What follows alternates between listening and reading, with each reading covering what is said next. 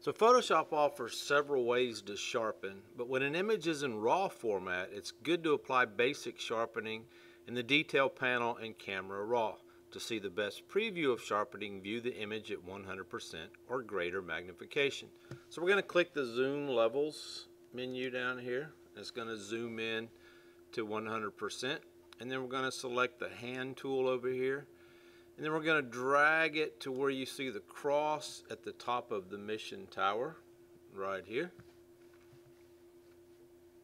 In the Edit Mode panel under the histogram, scroll down until you see the Detail panel and click the arrow to expand it.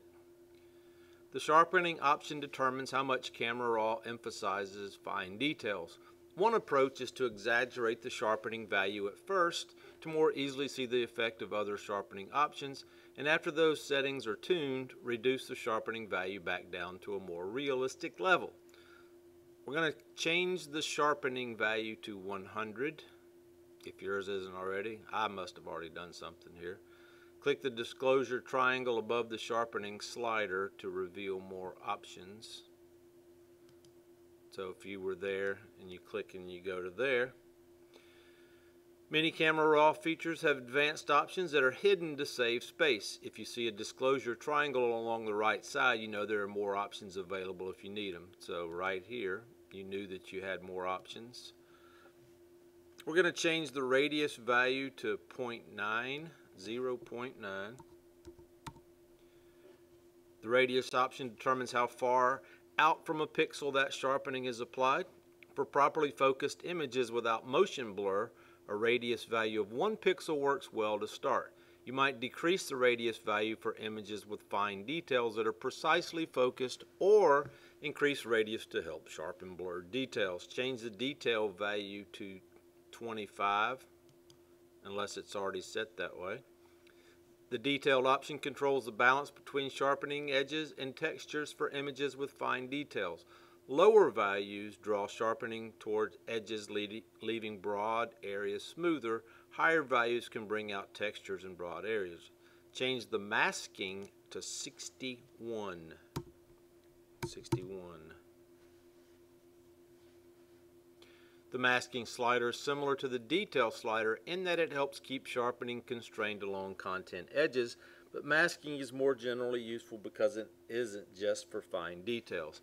A higher masking value makes it easier to increase the sharpening value without over-sharpening noise and textures in broad areas of the image that should look smooth, such as a face or the sky.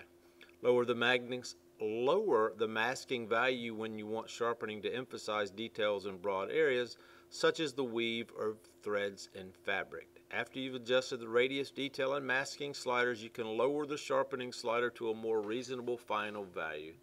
So let's click on this and let's drag this down to about 70.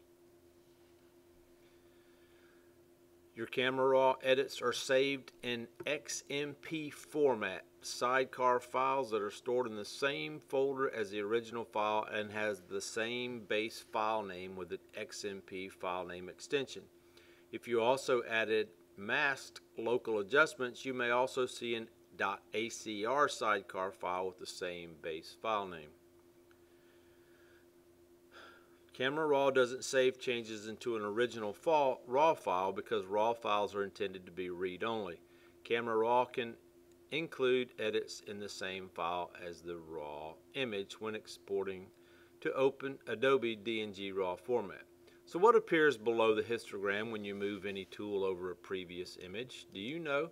Is it the luminance values for the area under the pointer, the RGB values for the area under the pointer, the X and Y value for the location of the image, or where the image settings are clipping the shadows? If you think that in your brain the RGB values for the area under the pointer, you would be correct.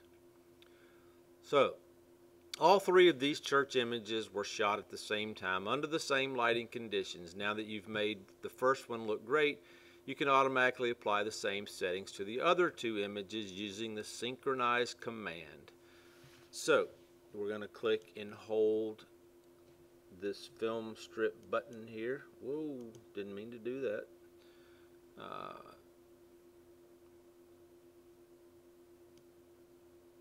got to click and hold it. Don't just click it, and then select all. You see now all three are selected. Click and hold the film strip menu again and choose Sync Settings right there. The synchronized dialog box appears listing all the settings you can apply to the images. By default, all options except geometry, crop, healing, and masking are selected. For this project, you can accept the default selections even though you didn't change all the settings. Click OK in the synchronized dialog box. A yellow triangle may temporarily appear over a preview while the Camera Raw is synchronizing settings. When that triangle goes away, the preview or thumbnail is up to date. When you synchronize the settings across all the selected images, the thumbnails update to reflect the changes you made. To review the changed images, click each thumbnail in the film strip. So you could click and you could see what it did. So what does the radius slider and the sharpening controls determine? Is it the size of the image after sharpening? Is it the recommended amount of sharpening that should be applied? Is it the pixel area Camera Raw analyzes as it sharpens the image? Is it the degree of sharpening applied to the image? It is the pixel area Camera Raw analyzes as it sharpens the image.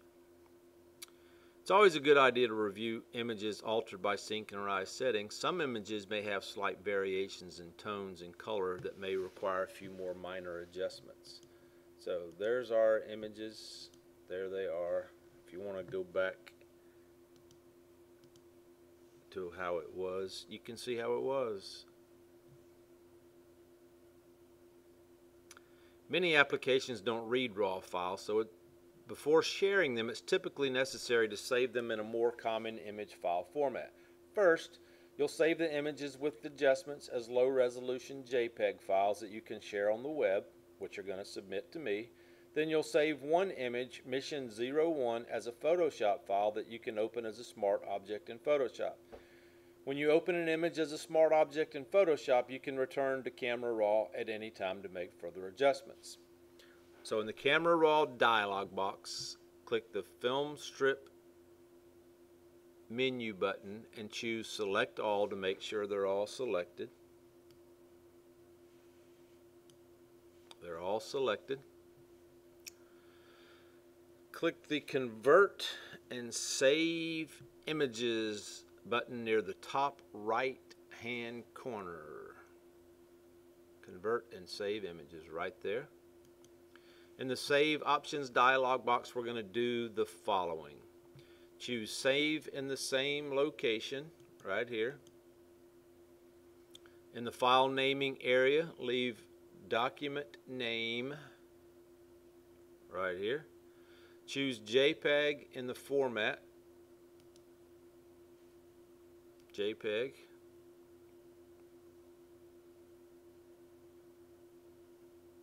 Format right here, JPEG. Set the quality level to high, if yours isn't already high. In the color space area, we're going to choose sRGB IEC 61966-2.1, this one right here.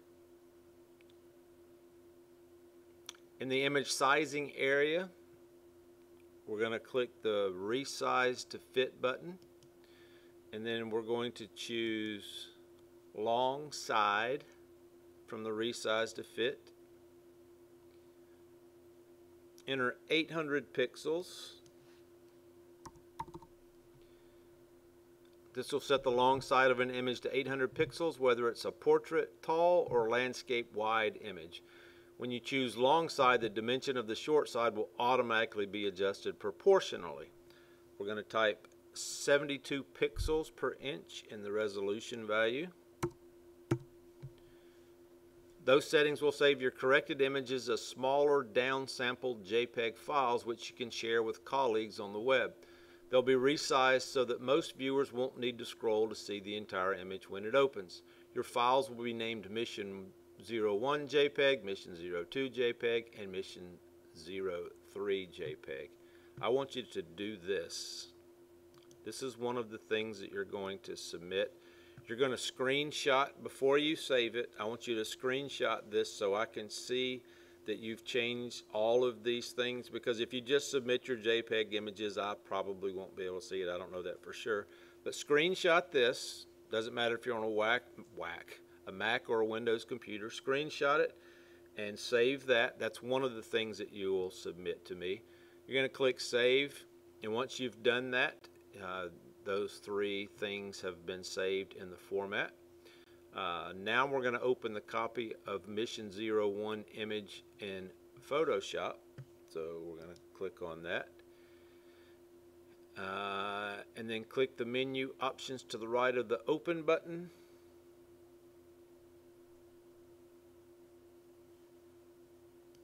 And we're going to open as object. I'm now in Photoshop. If you see a message that says skip loading, optional, and third-party plugins, click no. The message appears if the shift key is held down when Photoshop starts up.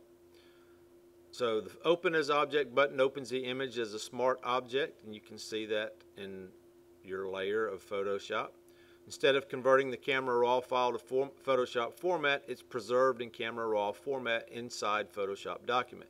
This lets you continue making RAW-based adjustments at any time by double-clicking the Smart Object thumbnail in the Layers panel to open Camera Raw. If instead you had clicked Open, the image would be permanently converted to a normal Photoshop layer and no more RAW format edits would be possible.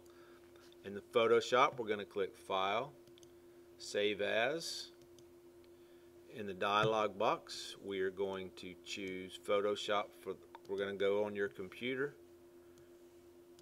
You're going to go to your Photoshop, wherever you're saving everything.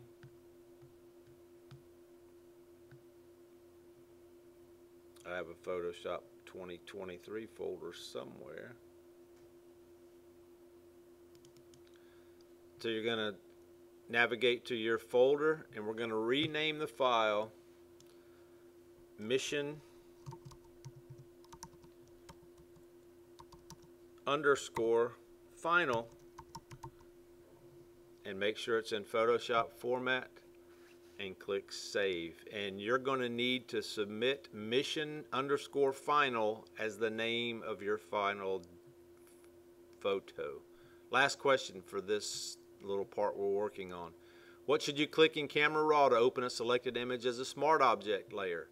The Open As button, the Open Image button, the Open Smart Object button, or the Image / Open in Photoshop / Open as Smart Object? It is the Open as Object button.